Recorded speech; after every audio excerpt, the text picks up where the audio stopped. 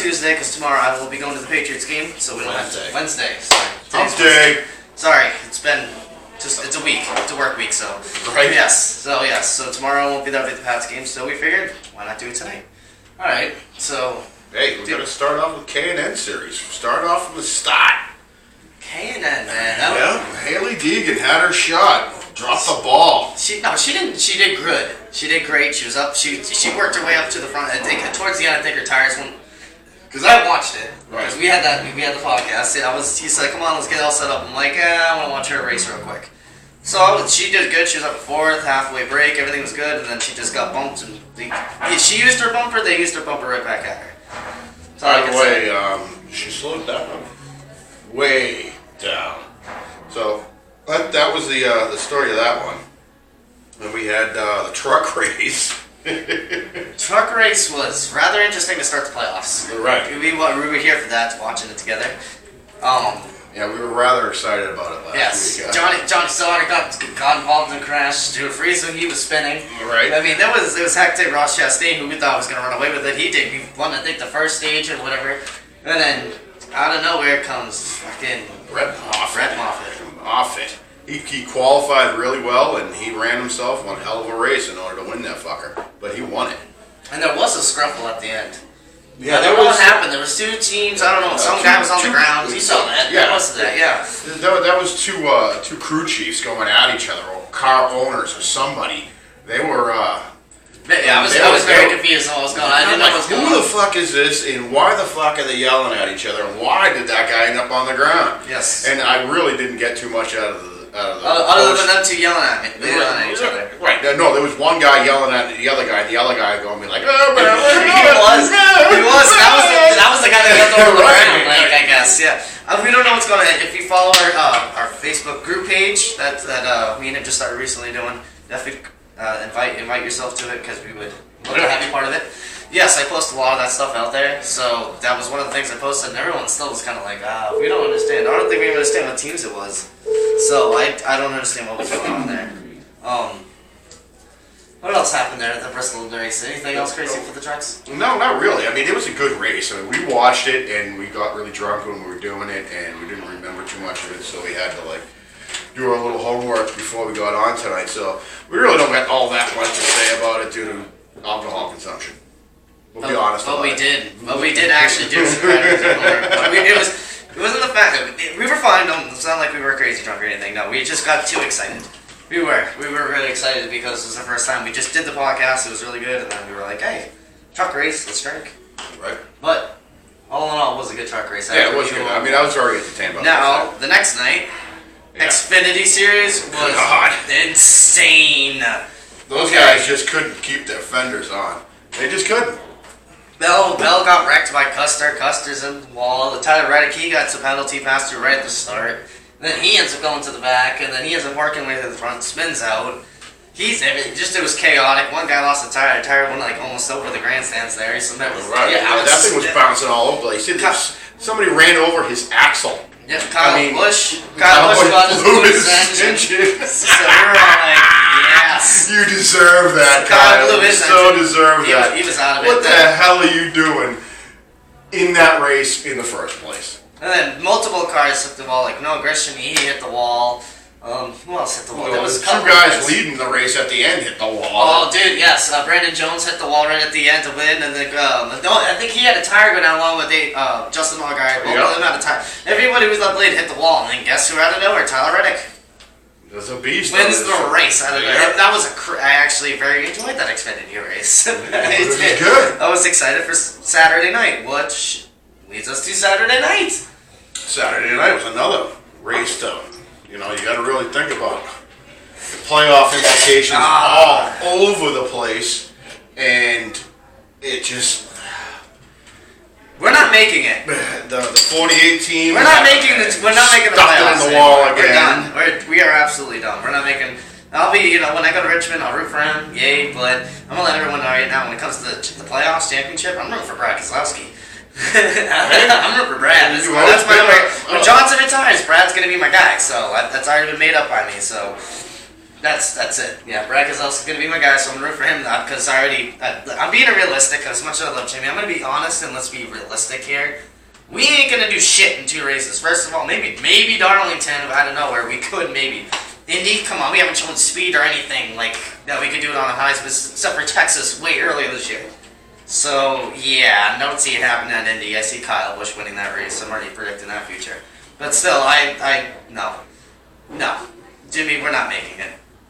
Hey, it is what it is. It's okay though. Hey, whatever. The first year out, if you're freaking 18 career, then you're not gonna make the playoffs. Hey, pretty good, dude. It happens to all of us. That's a good run. I mean, think about all the other sports, about how many times in a row has a team gone to the playoffs. Yeah, So hey, we tried 48 Nation, we did, but let's be honest, we ain't making it. So, yeah, go for your second best guy to win the championship if he's in. That's where I stick with the Jimmy Johnson thing. Anyway, that race was fucking hectic. Right. There was a lot going on. There's, Clint Boyer, he spun at one point, came back, and he's out. Now you got Daniel Suarez is in. Ryan Newman had a great night, who actually was a game changer towards the end. Yeah, he was. I mean, Denny Hamlin was on point all night. Kyle Busch coming from the back all the way to the front to finish up there. I think he was like 4th or 5th or something like that. Chase Elliott had a strong run. He was up in the front. Kyle Larson kind of lost it towards the middle there. But there was a lot going on. But there's one guy that we need to talk about, and his name is Matt Benedetto. Dude, talk about that interview after the race. Talk about a long face. I just want to run good. Hey. Wine. Hey, no, stop it, dude. He's been like that for a while. Actually, one little stat fact. Okay, last time he ran that good up in the front was in I think it was like 2000 and I want to say 14 or 15. It was 15 actually. He ran his best career finish ever, 6th at the second Bristol race. It was actually ran on Sunday because it was rained out. We actually watched it here that day. Remember Kevin Harvick won and Tony Stewart did a double burnout? Yeah. That day. So yes, Matt Benedetto was still emotional in the BK Racing team car. Okay, at the time. Alright, and then he comes, no. Don't.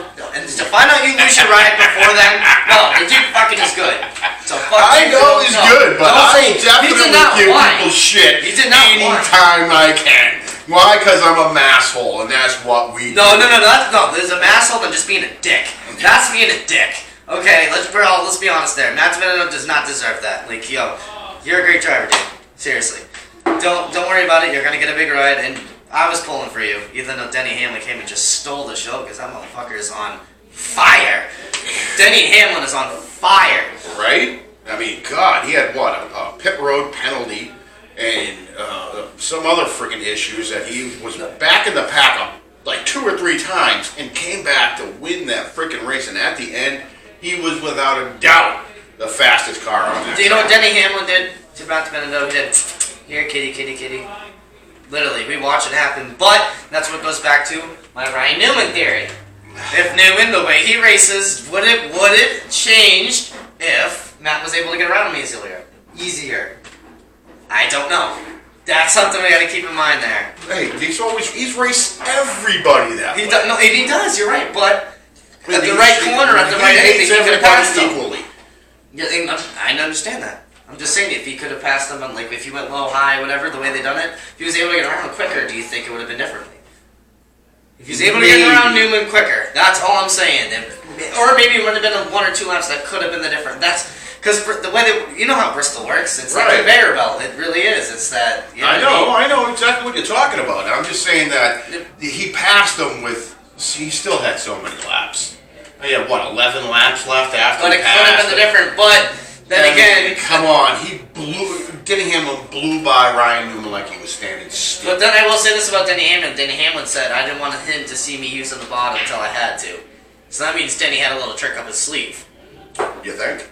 Yeah. He's a cagey bastard. Yeah. Has been since the start. Yeah. So I don't know. That both goes both ways. Both of them, though. Hats off to both of them. Denny for freaking just having a dominant car. Matt for just being in the back and doing your best. Hey, so, you know what I mean? He drove the wheels off the car. He finished second. I mean, it's not like, this is Ballard or Ricky Bobby here, and if you're not first, you're last. No, second was really good for him. It was good, yeah, it was. Especially finding out you your team before him. No. And you know what, that leads to something else. He's actually going to be in Road America this weekend and excited for Joe Gibbs. Right, he's running the Joe Gibbs guy. He's riding that, that K19, K9 car, yep. Yeah, I mean, that's a fast freaking ride. Want me to blow your mind real quick? And I was thinking about it. Blow my mind. Teammates. Ross Chastain, Matt Benedetto for a team that's just started up and is ready to go. Okay. Would that be the most deadliest team that you've ever seen? For a new team, for two guys that can do nothing with equipment, and a new team comes up, puts them in their cars, gets good equipment from either Gibbs, Hendrick, or Penske. Stewart Haas, you're part of the Penske thing, so that doesn't really count. So those three, and they go, all right, let's see what you can do. Do you don't think them two would just steal the show? They might.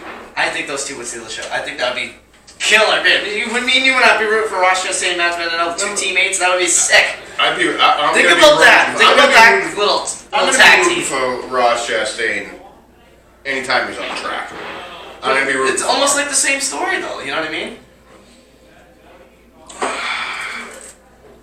That's where I'm going with that. I think they both got the same story. They're both like these under Cinderella stories that can do it. Put them on the same team with someone that's just starting off that can get good equipment, and boom, watch these should just blow any of these names that I have. Okay, except for the 3, the 24, the 48 away. Okay, maybe the 48 because I'm old now, but still. Come on. All right, you know what? We got what? We're gonna drink. Till the chase. Yep. So you know what we're gonna drink about our next topic. Playoff scenarios. Oh God, playoff scenarios. I hate this shit. Alright, so you guys need to know it. You guys need to know what's going on. Alright, so right now Jimmy Johnson is out. So is Clint Boyer. In is Daniel Suarez and Ryan Newman. And everybody else below that cannot get in unless they get a win, like Matt Benedetto, who almost snuck in there. Don't you have to have like so many points? You have to be above. No, you have to be above 20 in the points and have to be consistently running all year. The only guy that ever freaking did anything amazing like that was, take a guess. Right. Kyle Busch. Well, Kyle Busch. Any one of those guys got a shot at it. I mean, that's racing. Miracles happen all the time in racing, especially NASCAR. 2016, Jimmy Johnson wins the championship the second time. Miracle. And it's just, you can't write off anybody. He's writing off the 48. I'm still not. I mean, desperation makes you do fucking crazy shit. Not when you're starting in the back and qualifying the way we have. And you're running in the back and people are like, oh, I know you're being realistic, but it's just not going to happen.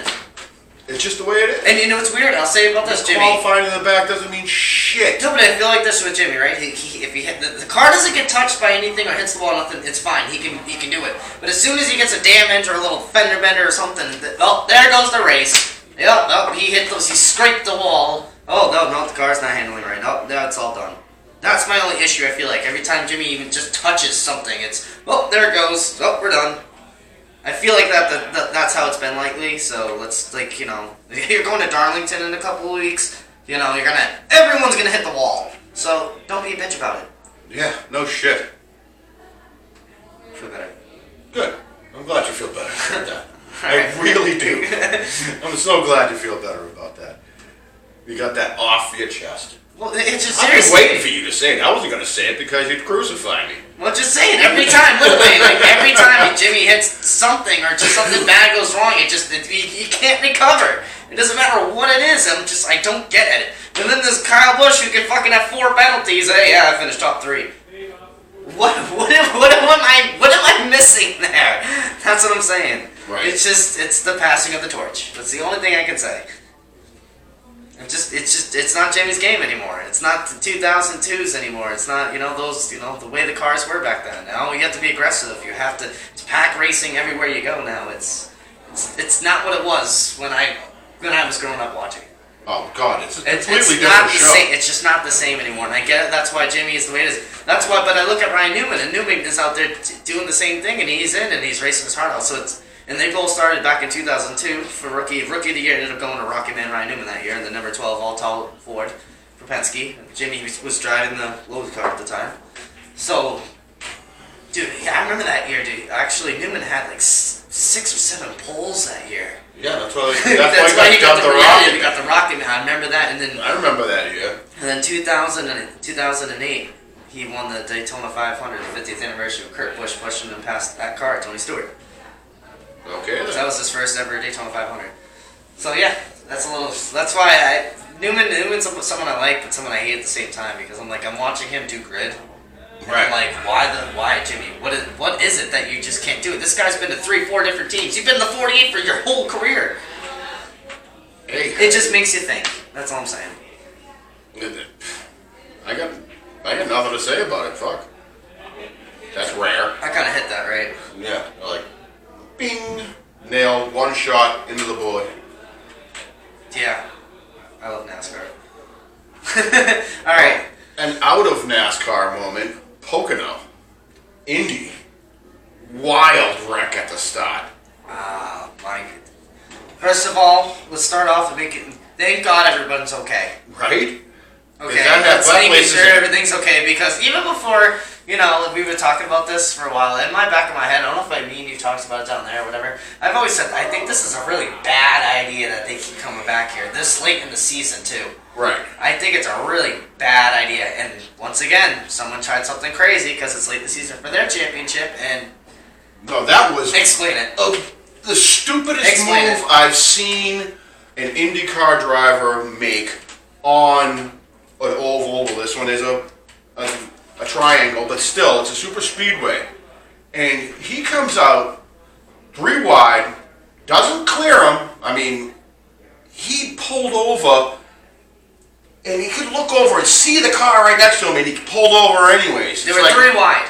What is he? I mean, what are you thinking, Sato? They go to the inside, they hit the wall, they come back up, they collect another guy. I ended up going to the hospital after he got up into the catch fence at 200 miles an hour. I mean, I don't care how desperate you are for a championship, to not respect the speed that you're going at is intergalactically stupid. So the stupid award this week goes to Akumo Sato. You're an idiot. Okay, so let me break this down for you, everybody. Okay, for everyone that knows NASCAR and Pocono. Okay, see these cars in front of me? That's the green flag of Pocono. Right. Now turn that into Indy cars, and it's a recipe for disaster. Yeah, and it was just so funny the way they're laid out, and it reminded me of that. That's Pocono on the front straight when the green flag waves. Am I not right? I mean, that's pretty close to it. The reason why I watch the Pocono Indy race and most of the Indy racing at all, especially in the speedways, is because somebody could die. I'll be honest. I'm honest as hell. Somebody could die. I mean, this is a Grim Reaper moment when those guys hit the track. I'll be honest. I only watch most of the IndyCar races when they race at NASCAR tracks, because NASCAR races there. Right. I'll be honest. But when I hear about a NASCAR track that they're racing on, I'm like, hell yeah, I gotta watch that. Like Texas. Oh, Texas is my favorite. Texas is basically Indy's car's version of Daytona. That's literally the version that they always have, the big one. And the big one is always really bad there. It's really bad. Right? Like, it's worse than not what as bad we're as used to Vegas, seeing. but bad. Yeah. The Vegas is oh, that the place is deadly. I mean, for them to be at Vegas is like NASCAR at Bristol. And since we're talking about bumping and banging, I just wanted to, before we always, Phil McGrave, this last time we'll probably talk about for the year. Right. I just want to say, I just want to talk about a little year in review for that. After what we watched and everything, A+. I mean, yeah. I mean, we're gonna go a little bit over our time in this one, but yes, A+, because we still have some picks for Xfinity and Trucks coming up. Yeah, we got our picks coming up, but my God, Bowman Gray Stadium, you guys, there's a reason why they call it the Madhouse, because you guys are fucking crazy. Every race I watched and everything that I've seen about Bowman Gray, maybe more a real NASCAR fan to actual local racing, because now there hasn't gone a day now. Almost every Saturday, I love to watch local racing from all around the world, and a lot of it makes me cool. Is because it's a lot of thank you, fucking Fans Choice TV. Shout out to them they really opened my eyes. Especially a lot of the races that they have is down in Virginia, which is where I have family and like to see. South Boston's down there, and Langley. Langley and Myrtle Beach. There's a lot of Virginia and Now that's opened my eyes. I know when I know what I'm gonna try to go down. When I go down to see Richmond, I know I'm gonna try to see maybe a South Boston race, maybe something that you open my eyes to a lot of local racing. And you know what? Sometimes it's almost better than actually watching the Cup races. It really is. I mean, they're crazy, especially Bowman Gray. I mean, my hat's off to you guys. Bowman Gray, you are legendary for so many reasons. I mean, I know why NASCAR won't go back there. Let me say it that way. Because they couldn't do it. They couldn't handle it. No way. What? They couldn't do it. Too much attitude. Dude, it's around a football field. I don't see Cup cars going around that thing. Right? I didn't even see an Xfinity car or a truck going around there. None of that. The only thing they could was the modifieds. Or maybe K&N. K&N should definitely go back there. Oh my god, if K&N goes there, that's deadly. Think about that. Bowman Gray, hope you guys are watching. K&N series. K&N series. That's as high as you should go. High as you should go. Maybe ARCA too. They can handle. Oh yeah, speaking of which, you hear about this? A rumor? What? When the new Chevrolet is supposed to come out, or the 2020 Chevy, that there's supposed to be a rumor that a new manufacturer is supposed to be in NASCAR. That'd be interesting. That would actually be a game changer for a lot of people. Yeah, so a new manufacturer might come into NASCAR. That's in the works. I've heard a lot of rumors about that too, and I don't believe 90% of it. But the only one that's believable is just for the sheer number of them that you see on the roads in America is Mercedes. I know. I see Subaru or Hyundai. Ugh, God. Or maybe even Honda. I don't want either one of those. God, I'm actually just being hopeful that it's Mercedes. I think Subaru would do great in NASCAR. They don't even have a V8. They have Bradley cars. Doesn't matter. They don't have a V8. It does. They can work on something. I think Subaru would be good. I think also Honda would be really good. Honda's heavily invested in. If anything, well, if you really want me to, I wish Dodge would be back in NASCAR. Yes. I'd rather have Dodge than anything back in NASCAR. Give me a Chrysler, will you know what? Fuck it. I'll go so back. I want Pontiac back in NASCAR. Me too. Yeah, that's never gonna happen again. But Pontiac was the Pontiac Sector 400 at Richmond was one of my favorite races of the year. Right. All right. Let's pick some shit. All right. This is our time for pick some shit. Apparently. All right. So where are we going? We got Road America. And we got Canadian Tire Sports Raceway Park. That's in Canada. That's the trucks. They're going there. The trucks, is that a road course? Yes, it is. The trucks. Alright, so Matt DeBenedetto, he signed to be at Road America in a Gibbs car, so I'm obviously going to pick him. That's my number one pick. I think he's going to win the race. He said this is his favorite track. Trying to think. Now, you have to understand that right now we don't know what the entry list is. Yeah, we don't know other than a who's gonna few be drivers. There. So it's kind of hard because, you could have someone like Austin Cheddar drive the 22, but they could be putting some road course experts. Right. Road course ringers. As the ringers. The ringers, yes. So I'm trying to think of what else. I'm just doing a show. Alright. You know what? I'm going to go with the 19 of Brandon Jones because I feel like he'll be good. And I'll go with the number 00 of Cole Custer because he's one of my favorites. I'm going to go Custer. Friesen. Yeah, I like him. He's not in the. Oh, wait a minute. Yeah, sorry, fine. I just see. Sir Stadl needs to help. No, you're talking about. So we know what his truck picks are going to be for freaking Canadian Tire Series. This Friesen. Anyways, Custer. The Benedetto's got to be in there. I mean, he's just too freaking talented. Yeah, especially in the Gibbs car. Yeah, and you got to go with momentum, and I always do. I'm going with Tyler Reddick. Tyler Reddick. One of those three. All right, and then we go into the trucks.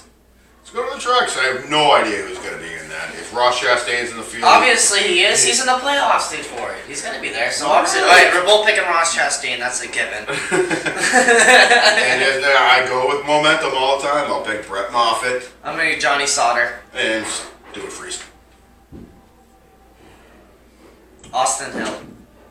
There you go. That's a good fucking pick out of the box right there. How about a dark horse for each one of them? Dark horse. Okay, for Xfinity. North America. Whoever, I'm not sure who it is, whoever drives the 22 car. if it's Austin Cindric or if it's a road course ringer. Whoever drives the 22 car, the Penske car, is my dark horse for that. Alright, who's that guy driving that 7 car that fucking slammed the wall? Hey, Justin Allgaier. I'm going with Justin Allgaier. Okay. That's my dark horse. And then for the trucks, For the trucks, I have no fucking clue. Matt Craftman. You know what? I'm going to go with you Matt too. Craftman. I'm going to go with that one too. I have to. Because you know what? That guy's got fucking so much experience. Or actually, you know what? You want to pick him? I'm going to take his teammate, Grant Enfinger. There you go. Come on. I'm You gotta love that shit. I'm going to take Grant Enfinger. Right? So, we're at about 25 minutes into this, and I'm running out of shit to say. How about you? You got anything you want to talk about? I got one more thing actually to talk about. How next year, some of the changes for the Xfinity, it's not going to go from 38 to 30, it'll be 36 cars. And now they have also changed the way that most the Cup drivers can be in it. Thank God. You have to have 2 or less years to be able to be full time. If you have more than that, you can only pick 3 races now. I believe that's what it was. So I was reading about it into it. There's a couple other interesting things that NASCAR is changing right now that I'm trying to keep up with. But there's a lot of changes coming in 2020. That's all I want to say. Everyone get ready for it.